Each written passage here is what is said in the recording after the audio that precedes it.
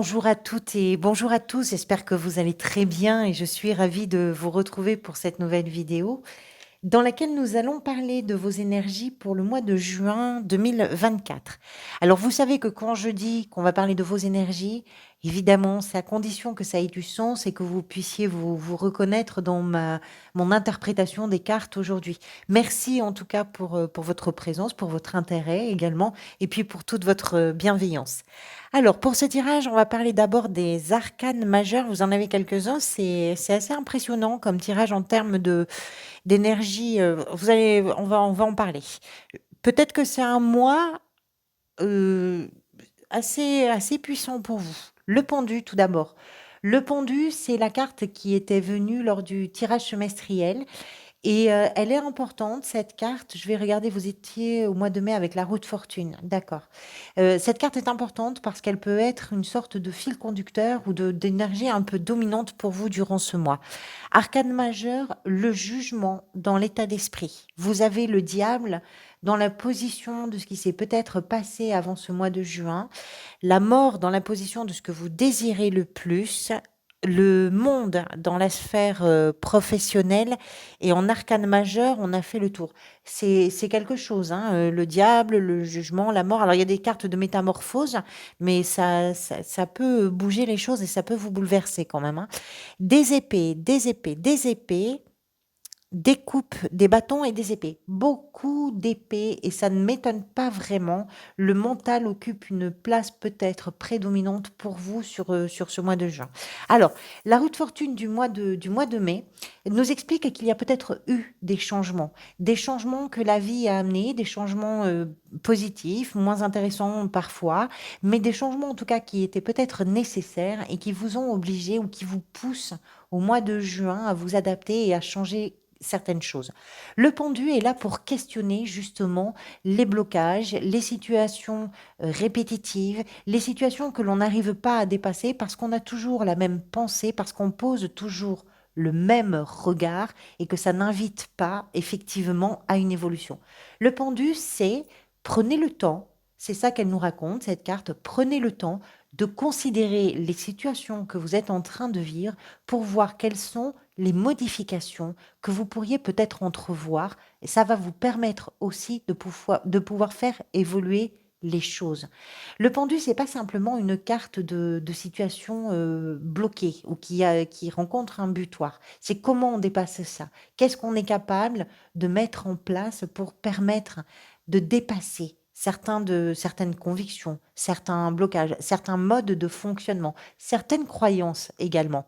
Parce qu'il y a quelque chose d'un peu compact, quelque chose qui paraît immobile, mais parfois il suffit. Vous savez, quand on est confronté à des situations qu'on va raconter par exemple à quelqu'un d'autre, ou quand quelqu'un nous raconte une situation qu'il est en train de vivre, le regard n'est pas du tout le même, parce qu'on n'est pas embarqué émotionnellement, parce qu'on n'est pas embarqué de la même façon, parce que les enjeux sont plus ou moins importants suivant la personne qui écoute l'histoire ou qui vit l'histoire. Le pendu, c'est ça qu'il vient questionner. C'est comment vous pouvez considérer les enjeux différemment, comment vous pouvez considérer l'investissement différemment pour vous permettre à vous une évolution. Une évolution qui peut être assez importante parce que dans l'état d'esprit, vous avez la 8 d'épée avec le jugement. Je vous dis que le mental a une place assez dominante pour vous. Ça commence ici avec la 8 d'épée. On voit un personnage qui est dans une cage, recroquevillé sur lui-même ou sur elle-même, avec sans doute des rêves d'évasion de cette cage, sauf que le sentiment qu'il ou elle a, c'est que cette cage est fermée, verrouillée et qu'il ou elle ne peut pas s'en émanciper, s'en échapper. La réalité, c'est que la cage est ouverte et que le personnage ne voit pas cette ouverture. Pourquoi il ou elle ne le voit pas? Tout simplement parce que le regard que vous posez sur vous, sur vos capacités, sur vos valeurs, sur vos compétences, sur vos potentiels, sur je ne sais quoi, sur vous en réalité, est un regard qui va être plutôt dévalorisant ou qui va être plutôt limitant. C'est pour ça que ça bloque. C'est pour ça que quelque chose bute en permanence, presque, je dirais, au même endroit. Parce que le regard n'est pas bon, la perception n'est pas la bonne. Si vous arrêtez, c'est de l'auto-sabotage souvent la 8 d'épée, parce qu'on met en boucle des choses, on a une perception qui est erronée, mais on est sûr que c'est juste, on est sûr, on est convaincu que ce que l'on perçoit, que ce que l'on sent, que ce que l'on dit est vrai. Et non, c'est pas la vérité. Il y a quelque chose que vous ne voyez pas. Et il y a quelque chose qu'il faut peut-être conscientiser. C'est pour ça que cette carte est accompagnée du jugement. Le jugement, c'est une forme de renaissance. Ça tombe bien parce qu'il est peut-être temps de quitter et de prendre votre envol de cette cage. La renaissance, c'est aussi une période où il va falloir traverser, sans doute, cette... c'est pour ça que c'est un tirage un peu particulier, parce que même s'il y a du renouveau, il y a de la renaissance, il y a vraiment des métamorphoses qui sont en cours pour vous. Il n'en demeure pas moins qu'il faut traverser toute cette compréhension, toute cette euh, perception, parfois difficile, parce que c'est un travail intérieur qu'il faut faire pour comprendre ce qui fait qu'on se bloque soi-même à vivre et pour vivre certaines choses.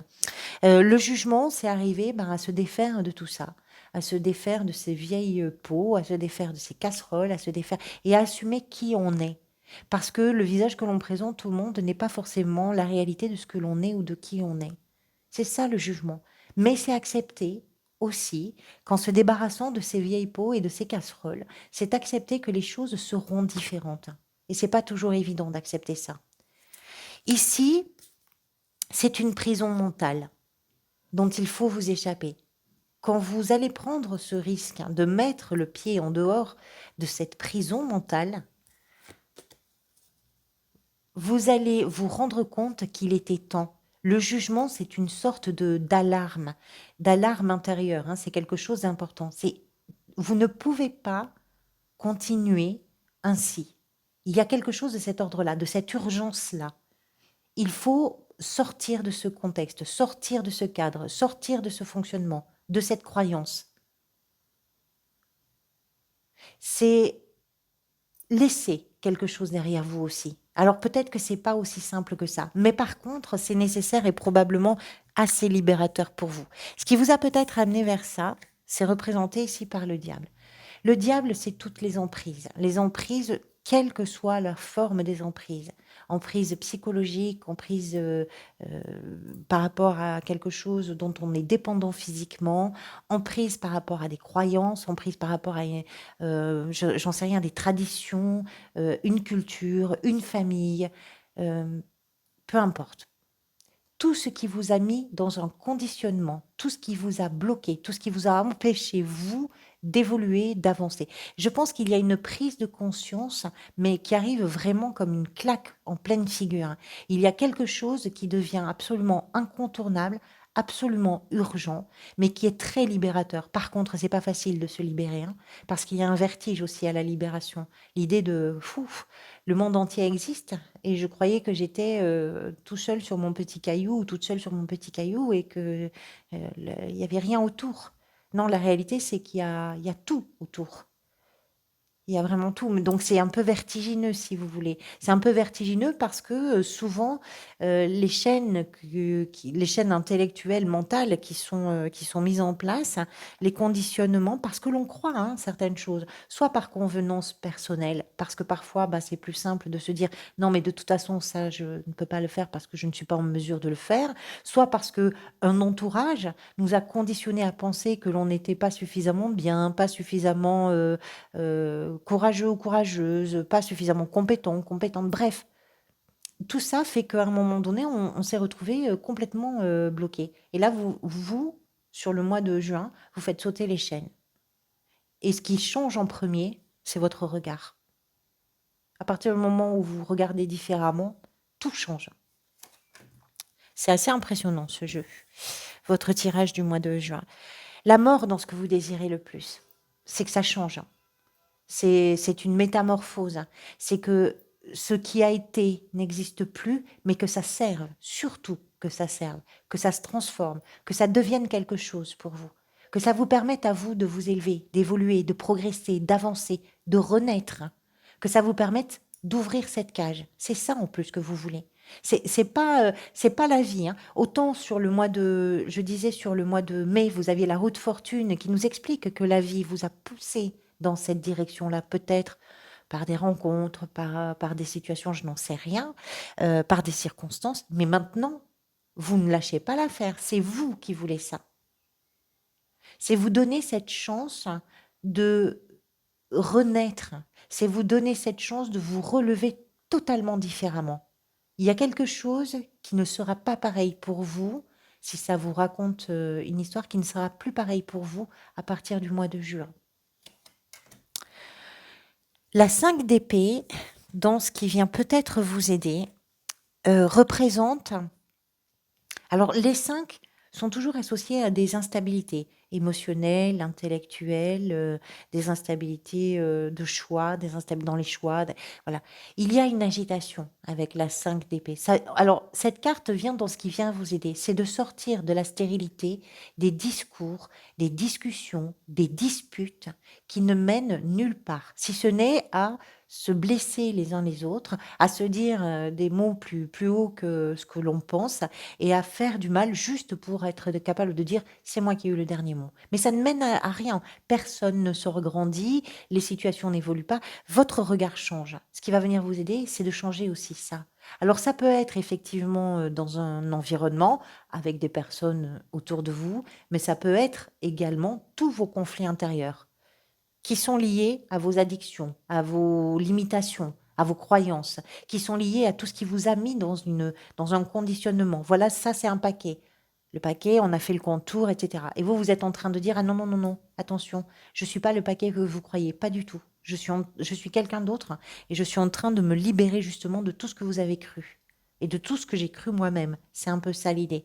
Ça peut correspondre à vos conflits intérieurs. Ça vient vous aider de vous échapper de ça, de faire taire tout ça, de ne pas vous lancer dans des explications à bâton rompu, ou de toute façon, les choses ne vont pas évoluer par ce biais-là. Mais par contre, ces discussions-là, où on a voulu peut-être vous convaincre, vous dire, etc., ce sont des choses qui ont pu justement vous maintenir dans un rapport de dépendance, de conditionnement, de restriction, de limitation, etc. Et vous vous en émancipez. C'est ce qui vient vous aider. Le défi pour vous est représenté par la reine d'épée.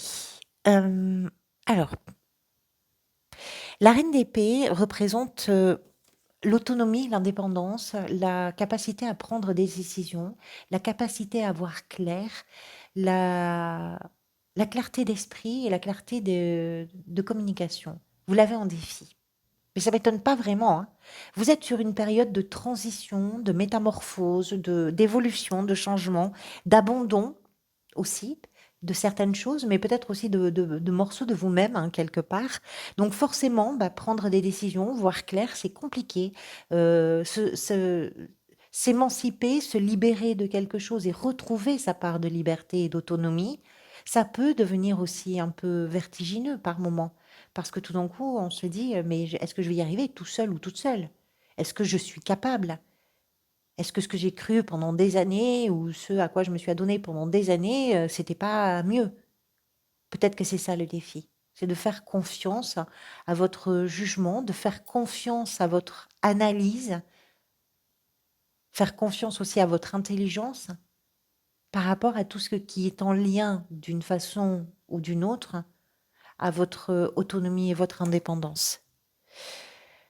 Le monde dans la sphère, c'est puissant, hein, comme tirage. Le monde dans la sphère professionnelle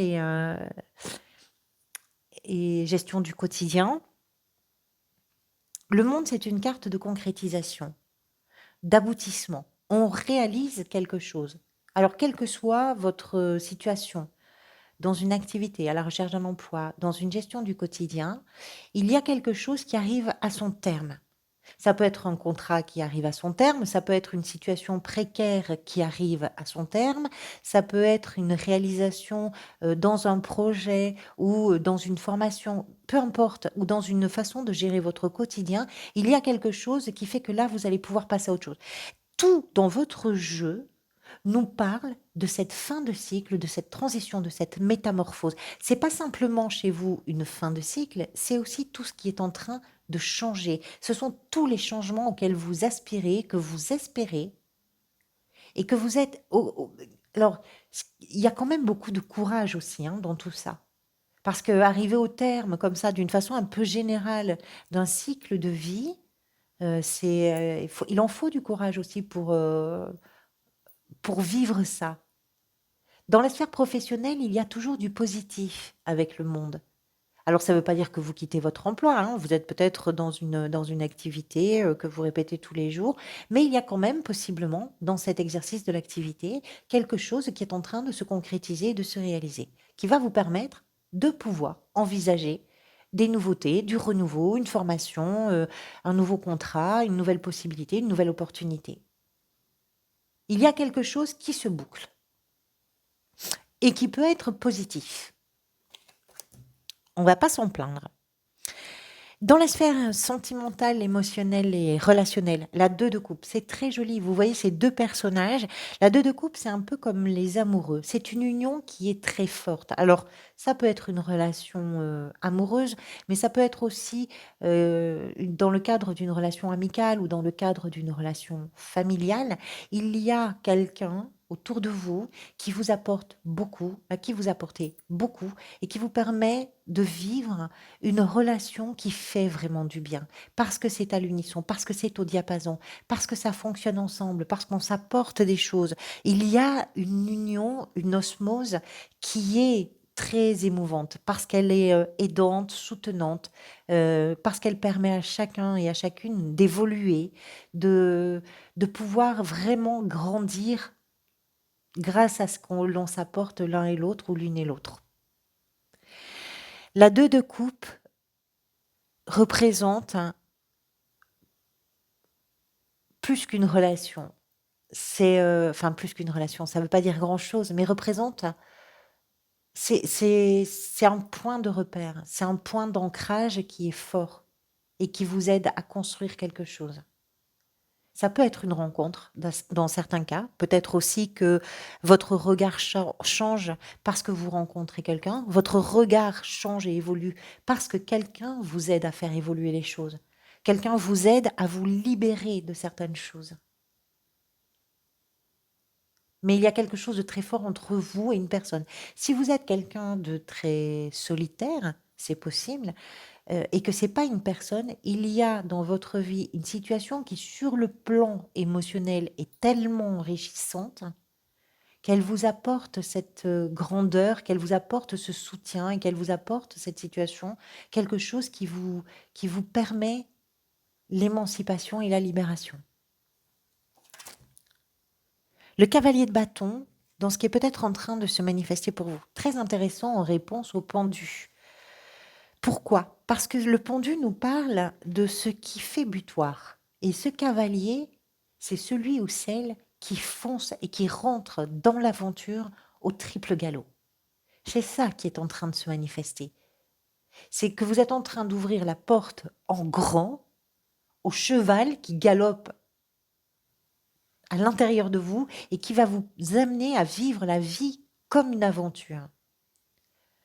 C'est répondre aux sollicitations, c'est croquer la vie à pleines dents, c'est vous dire que il n'y a rien qui ne doive se vivre autrement que comme une aventure fabuleuse.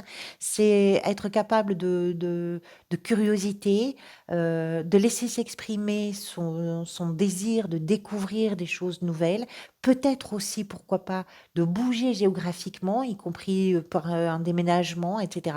Il y a des choses qui bougent de façon très concrète et qui font que votre vie bouge. Et que tout ce qui fait butoir bouge également. On va clarifier tout ça avec l'extension.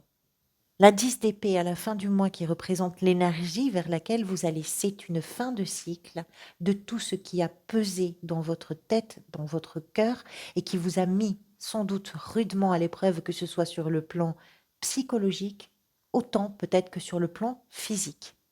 Vous arrivez à la fin d'un cycle. Et je pense que pour vous, ça va vraiment être un soulagement parce qu'il y a quelque chose qui, qui fait qu'il en faut de la ressource, de l'énergie, de la volonté, du courage pour y arriver. Mais vous êtes au bout. Vous êtes au bout de ça. Et c'est très, très, sans doute très satisfaisant. Même si c'est éprouvant, c'est probablement très satisfaisant. Je vais tirer les cartes pour l'extension. L'extension, vous pouvez y accéder soit par le bouton rejoindre ou souscrire, hein, qui se trouve sur la page d'accueil de la chaîne, ou bien par le lien que je vais mettre dans le descriptif de la vidéo, la 2 de denier dans l'état d'esprit. C'est un choix. T- Tout ça, c'est un choix, c'est incroyable. Donc, vous pouvez y souscrire pour un montant de 3 euros par mois à l'extension. C'est un abonnement qui n'est pas engageant. Vous pouvez y souscrire pour un mois ou 6 mois. C'est à vous d'en décider le terme. Merci à toutes celles et tous ceux d'abord qui peuvent y souscrire et qui le font parce que c'est un soutien supplémentaire pour mon travail. Donc, merci. Vous n'avez évidemment pas besoin de le prendre. Vous avez suffisamment de matière sur le tirage général pour vous permettre de pousser une réflexion et d'avoir de l'aide si vous en avez besoin. Donc vraiment, il n'y a pas d'obligation. C'est simplement pour moi un soutien supplémentaire. Donc merci à ceux et celles qui peuvent et qui le font. Alors, avec le diable, dans ce qui s'est peut-être manifesté pour vous avant ce mois de juin, il est la force. Le courage, vous l'avez, hein. C'est presque monsieur ou madame courage, là, à qui je parle, hein. Vraiment, c'est incroyable. La mort dans ce que vous désirez le plus, hein, qui va être clarifié par la mort. Comme ça, au moins, c'est clair. La 5 d'épée, dans ce qui va peut-être venir vous aider sur ce mois de juin. La roue de fortune, c'est l'arcane que vous aviez, je vous ai dit, le mois dernier, hein. Très intéressant. Il y a vraiment une continuité par rapport au mois de mai. Avec cette reine d'épée dans le défi, le magicien. Et il y a un petit vertige quand même, hein. Avec le monde dans la sphère professionnelle, vous avez la justice. Peut-être qu'il y a quelque chose d'officiel aussi, qui s'officialise dans la sphère professionnelle, dans la gestion du quotidien. C'est possible, quelque chose qui s'officialise. Avec la 2 de coupe, dans la sphère sentimentale, la 6 de coupe. Pardonnez-moi, la 6 de coupe. Avec ce cavalier de bâton, dans ce qui est peut-être en train de se manifester pour vous, l'étoile. Ça, c'est très beau, hein. Il y a vraiment... vous êtes à la sortie du tunnel, hein. Alors, c'est encore... il y a encore des énergies peut-être qui sont là, qui sont très présentes. Mais vous êtes vraiment en train de vivre une métamorphose qui va vous apporter beaucoup de soulagement. Et la reine de coupe. Parfait, à la fin du mois. Merci beaucoup pour votre présence, pour votre soutien, pour votre bienveillance. On se retrouve bientôt puisque je vais pas tarder à mettre en route le travail sur les énergies du second semestre de l'année 2024. Donc je vous retrouve bientôt. En attendant, prenez soin de vous et des gens que vous aimez bien sûr dans la mesure du possible dans votre situation. Je vous dis à très bientôt. Merci encore pour tout.